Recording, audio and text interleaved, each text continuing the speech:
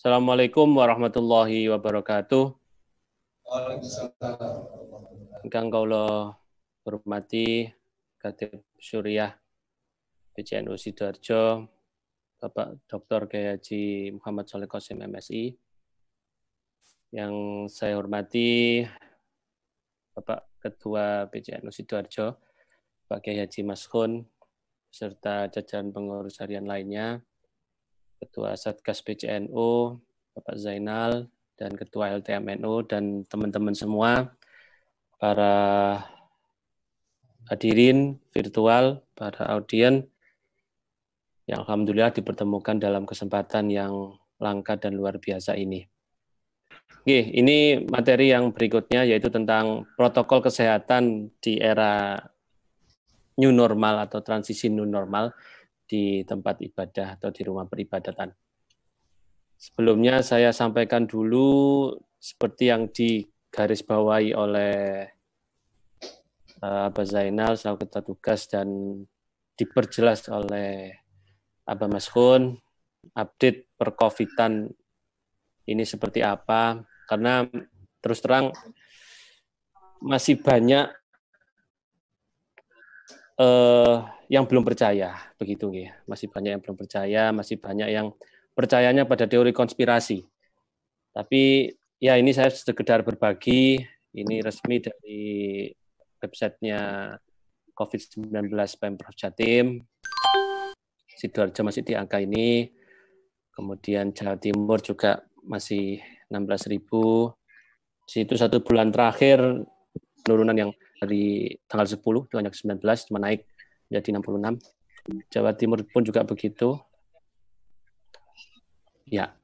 Nah, sehingga pertanyaannya mungkin banyak yang bertanya dan berharap dan berdoa kapan berakhir COVID-19 ini.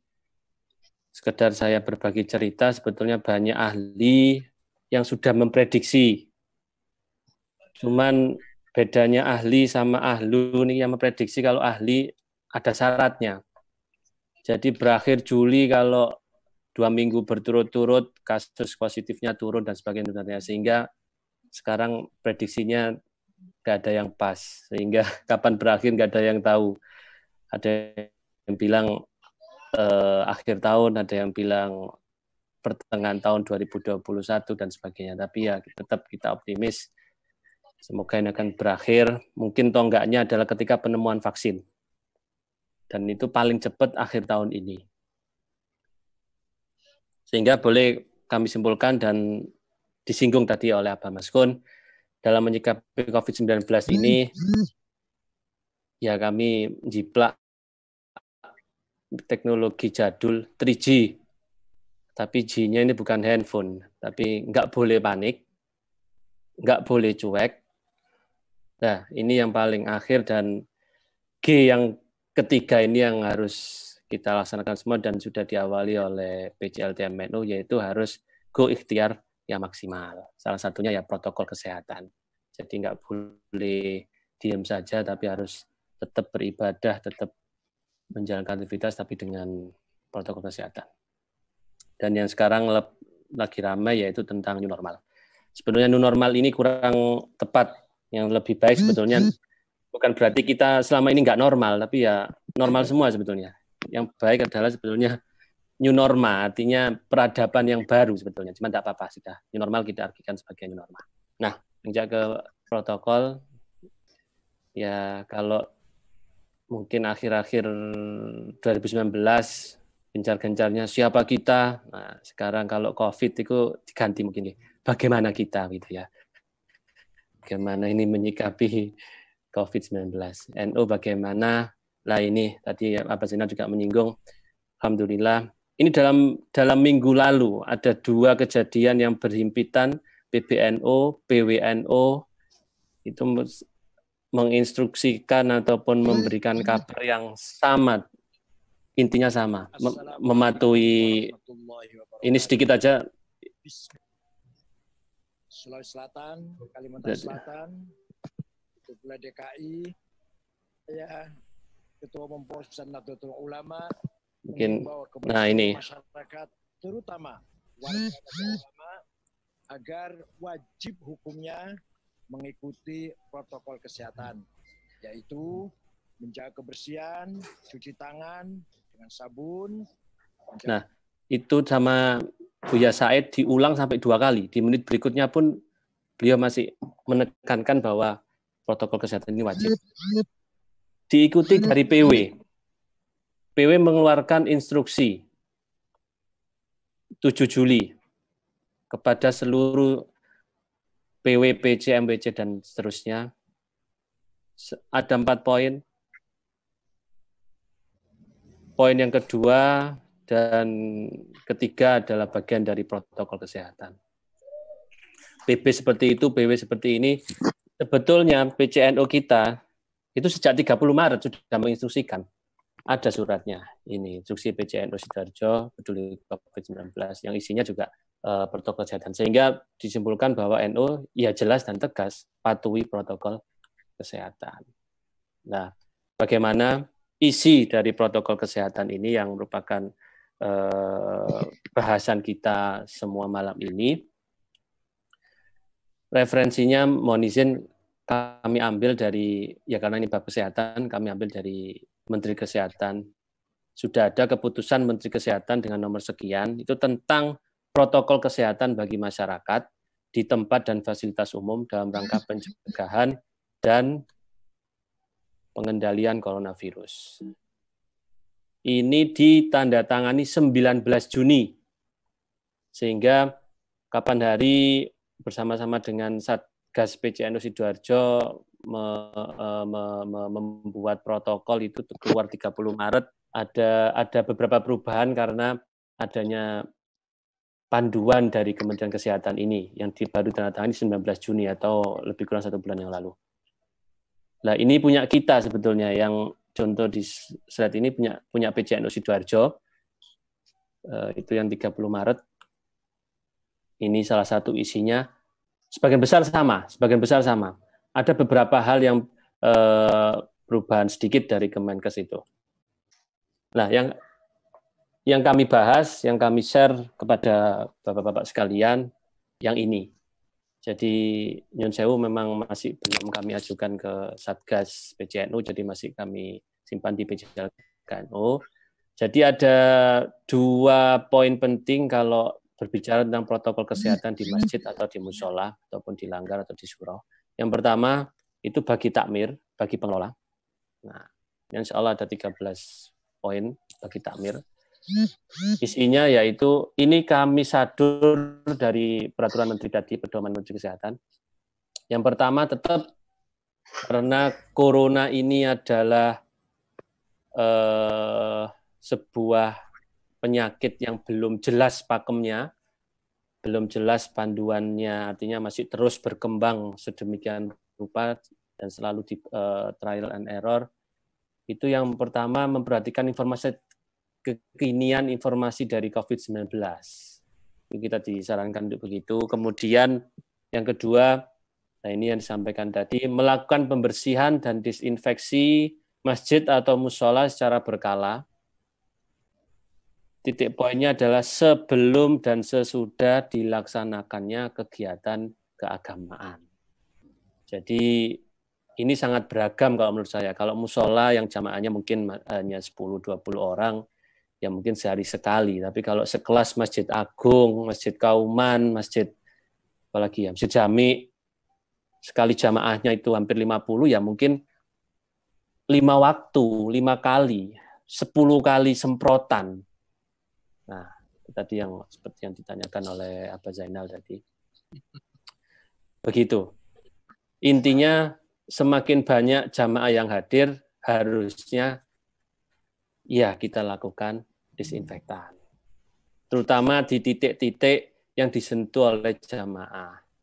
Pegangan pintu, pegangan tangga. Ini mudah-mudahan NU punya, ataupun sudah punya tombol lift di masjid begini ini. Kemudian mikrofon dan fasilitas umum lainnya. Nah ini kadang-kadang yang ketinggalan, yang paling penting ini pegangan pintu sama pegangan tangga. Yang berikutnya adalah menyediakan fasilitas cuci tangan pakai sabun, atau kalau nggak punya sabun, lebih baik pakai hand sanitizer di lokasi yang mudah diakses oleh jamaah, pintu masuk, dekat kotak amal, dan lain-lain.